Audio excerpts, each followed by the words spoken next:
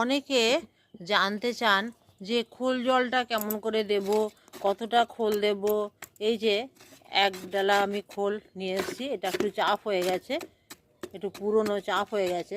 তো কতটা দেব মানে কি, মানুষের শরীরে কি বলুন তো, যেমন বেশি খেলে শরীর খারাপ হওয়ার সম্ভাবনা থাকে, কিন্তু কম খেলে তো ক্ষতি নেই, তাই না? তো সেই রকমই আমি এটাকে ভেজাবো।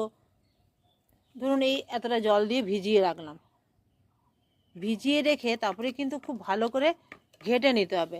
আমি একটা মগের একটু নিয়ে তারপরে আবার ধরুন 20 লিটার বালতিতে মগটার 1 মগ ভালো করে নিয়ে নিলাম, ভালো করে নিয়ে 20 লিটার বালতিতে ভিজিয়ে আবার সেটাকে খুব ভালো করে মিক্সড করে নিলাম। তো সেই রকম করে যতটা পাতলা করা যায়, কিন্তু বেশি হলে একটু ক্ষতি আছে, কম হলে ক্ষতি নেই।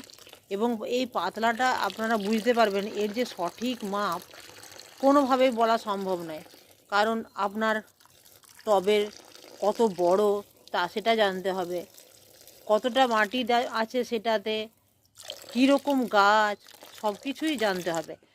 তো আমি বলবো যে আপনারা সেটা নিজেরাই অভিজ্ঞতা অর্জন করুন এবং মোটামুটিভাবে চেষ্টা করুন যে একটু পাতলা করার। প্রথম দিকে একটু পাতলা করে আপনি সপ্তাহে 2 দিন দিন, ক্ষতি নেই, কিন্তু যদি বেশি পড়ে যায় সেক্ষেত্রে ক্ষতি হতে পারে।